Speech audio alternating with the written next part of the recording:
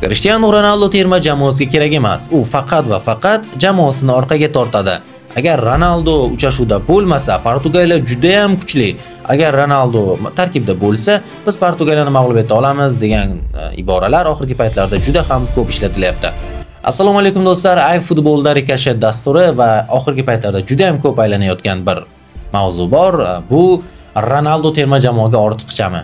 Shu savolga bugun javob berishga, o'zimning fikr mulohazalarimni yetkazishga harakat qilaman. Yaqinda mana shu studiyada, mana shu yerda Futbol Minus dasturini tashkil etdik. Xayrulla Hamidov, Jamoliddin Bobojonov, Bobur Akmalov ishtirokida.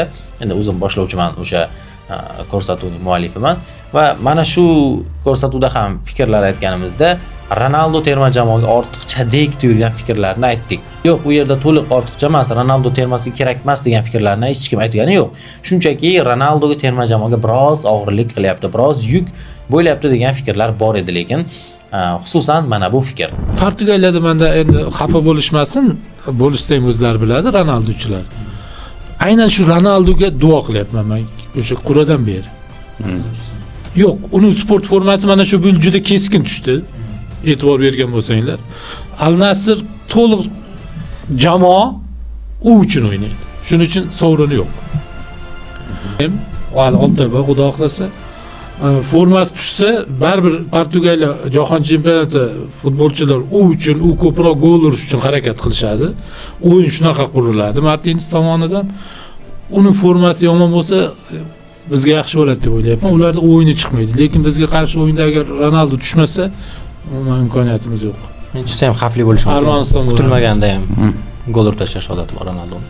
Birinchi Armaniston bilan 2-0 bo'lgan o'yinda kutilyapti, yaxshi gol ura olmayapti oxir paytlar. Bilasizmi? Ijtimoiy tarmoqlarda, ya'ni Telegram orqali men o'zim Portugaliyaning saralashuvlardagi barcha uchrashuvlarni sharhlab bordim. Telegram orqali, ya'ni rasmiy translyatsiyada emas, lekin sharhlab bordim.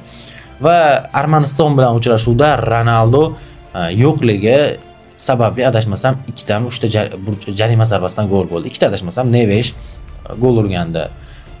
O'sha uchrashuvda futbolchilarning bog'lamlari kuchayib ketdi. Irlandiya bilan uchrashuvda Ronaldo qisila olgandi va Armaniston bilan o'yinda Ronaldo yo'qligi sababli penaltilardan ham, jarimalardan ham hammasi golga aylandi. Qolgan uchrashuvlarda Ronaldo bir nechta jarima zarbalarini tepib gol ura olmagan edi. Mana shu faktlarni ham aytib o'tyapti.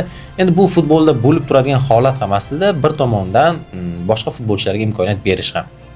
Ronaldo borida boshqa futbolchining jarima zarbasi yo penalti tepishini tasavvur qilish qiyin. Ronaldo yo'g'ida esa boshqa futbolchilar tepishi aniq. Xayrulla Hamidov mana shu yerda podkastda futbolda, ya'ni Futbol Minusda zo'r bir fikrni aytib o'tdilar. Ronaldoni ko'rgim keladi. Agar Argentina bilan o'ynasa, Fransiya bilan o'ynasa Ronaldo bo'lishi kerak. Balki boshqa uchrashuvlarda biroz chetroqqa chiqib turish kerakdir degan fikrlarni ham aytib o'tishdi.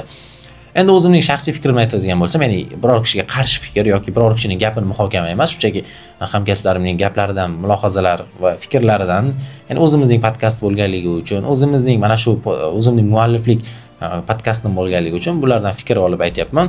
Umuman mening nazarimda Ronaldo terma jamoaga ortiqcha emas. Hattoki bir savol berildi menga, ochiqini aytganda, to'g'ri, men O'zbekistonni yutishini, O'zbekistonni chiqishini xohlayman. Lekin misol uchun Ronaldo bizga gol ursin, Ronaldo bizni yutib ketsin degan fikrlarga umuman qarshiman. Chunki vatan birinchi o'rinda turadi. Hatto mana bu Xayrulla Hamidov tomonidan berilgan savol ham meni umuman olganda qiynagani yo'q. O'zbekiston deya ochiqchasiga ayta olaman. Bittasi bilan gaplashganda ham mashinada ketib turibmiz. O'ynasa, yarim finalda o'ynasa bir-biri bilan qanaqa qaraysizlar boshqasi? O'zbekiston yana chiqar deydi. Endi hazillashmayapman, kulib. O'zbekiston boshqa bormaydi degan ma'noda ko'pchilikda bor. Avlod shunaqa. Birinchi marta o'ryapmiz. Avlod ham shunaqa. Men Ozoddan so'ramoqchiman. Qaysi biri yaxshi? Ronaldo O'zbekiston. Chiqib ketganimizdan keyin chala chol deysizlar. Qattan tushunasiz. Men xayrlagan kommentarlarda ko'rib qoldim. Bittasi nasib qilsa Ronaldo hat-trick qiladi yozibdi. Hali bittasi keyin yozgan Portugaliyani tanlaysizlarmi yoki O'zbekistonni deb unaqa ketyapti, so'rovnomalar ketyapti hozir. O'zbekiston yutqizadi. Endi esa asosiy savolga javob bersak, Ronaldo terma jamoaga ortiqchami degan savol yo'q. Ronaldo terma jamoaga ortiqcha emas. Ronaldo jahon chempionati uchun bu Portugaliya terma jamoasiga kerak. Shaxsan Portugaliyaning Irlandiya bilan o'yindagi mag'lubiyatiga Ronaldo aybdor emas. Ronaldoga uzatmalar ko'p bo'ldi, lekin uning o'rniga tushgan futbolchilar uning o'rniga tushmaydi, chunki u qizil oldi. Boshqa futbolchilar tushdi. Leao tushadi, Trincao tushadi, Cancelo tushadi. Lekin ular ham bundan ortiq o'ynab bergani yo'q. Va Ronaldoning shaxsiyati shunchalik kattalashib ketganidan, Ronaldoning shaxsiyati juda ham kattalashib, uni hamma mas'uliyat uning bo'ynida qolib ketganida, hatto 40 yoshda bo'lib turgan Ronaldodan talab qilyapmiz. Portugaliya mag'lub bo'lyapti. U tarkibda bir qancha futbolchilar bor. U Nevesni olsak bo'ladi, Bernardo Silvani olsak bo'ladi, Leao, Trincao, Felix juda ko'p futbolchilar borda, biz negadir yopishib oldikki, nega Ronaldo gol urmadi va nega Ronaldo bu yerda xalaqit beryapti deb. Nega unga yopishib olishimiz kerak? Mana shu savol ham bor. Portugaliya, ya'ni Ronaldo juda ham kerakli futbolchi, to'g'ri. 90 minut o'ynasin ham demaymiz. Mana shu tomonini balki o'ylab ko'rish kerakdir. Ya'ni uni kerak emas degandan ko'ra yoki 90 minut o'ynamasligi kerak yoki zaxiradan tushirish kerak degan variantlar ham bor. Endi futbolga shuncha narsa o'tkazib qo'ygan deylik, mana shu futbolchini shuncha ish qilib bergan. Shu qatorda Messi ham shunday fikrlarga loyiq. Messiga ham shunday fikrlarni aytamiz. Endi ko'rsatuvimizda va savollar Ronaldo haqida bo'lganligi uchun hozir Ronaldoga to'xtalib o'tyapmiz. Ya'ni ortiqcha emasligiga bir nechta isbotlar keltirsa bo'ladi. Ispaniya bilan o'tgan yilgi jahon 2018-yilgi jahon chempionatida hamma tanqid qildi-yu, Ispaniya bilan o'yinda. Endi u paytdagi Ronaldo boshqacharoq, to'g'ri, Ronaldo u paytda ancha yosh edi. Hozirgidan 8 yosh, 33-32 yoshli futbolchi edi, adashmasam 33 yoshda edi. Va boshqa o'yinlarda ham aynan Ronaldo jamoaning lideriga aylangandi. 22-yilgi jahon chempionatida bitta uchrashuvda Ronaldo tushmadi va o'sha o'yinda jamoasi 6-0 hisobda g'alaba qozongan, Ramushlar hat-trick qilgan. Shundan keyin tanqidlar ko'payib ketdi. Ronaldo jahon chempionatiga bormasin, Ronaldo terma jamoadan ketsin degan fikrlar xato. Terma jamoalar tarixidagi eng yaxshi to'plar hisoblanadi. Uning gollari adashmasam hozir aniq fakt yo'q, bu ko'rsatuvga faktlar bilan tayyorlanganim yo'q, lekin 145 taga yaqin shunaqa gol urgan. Uning gollari juda ko'p, hatto sanab ham yeta olmayapmiz. Agar Ronaldo shunchalik ish qilib bergan va hozir Ronaldoning foydasi unchalik tegmayotgan bo'lsa, u bilan kelishib, balki biroz zaxiraga olinishi yoki zaxiradan tushishi haqida kelishilsa, keyin balki hammasi vaziyat yaxshi bo'lar va futbolchilar Ronaldo uchun o'ynab emas, ya'ni terma jamoa birlashib o'ynab Ronaldoni chempion qilishni o'ylashsa, menimcha yana ham yaxshiroq bo'ladi.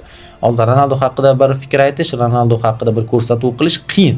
Shaxsan men Ronaldoning darajasidagi fikrlarni va Ronaldoning darajasidagi o'sha mulohazalarni yuritishim qiyin deb o'ylayman. Ammo shu paytgacha ko'rsatuv qilmoqchi bo'ldim.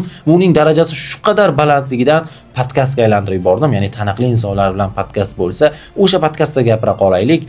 Ya'ni bir o'zimga og'irlik qiladi degan fikrni ham aytib o'tdim. Ronaldo haqida gapirsak, to'lqinlanib gapirishimiz kerak. Messi haqida gapirganimiz, Cruyff haqida, Pele haqida gapirganimiz, Maradona haqida, Ronaldinho haqida, Neymar, bu futbolchilar juda ham dahoga aylanib ketib bo'lgan.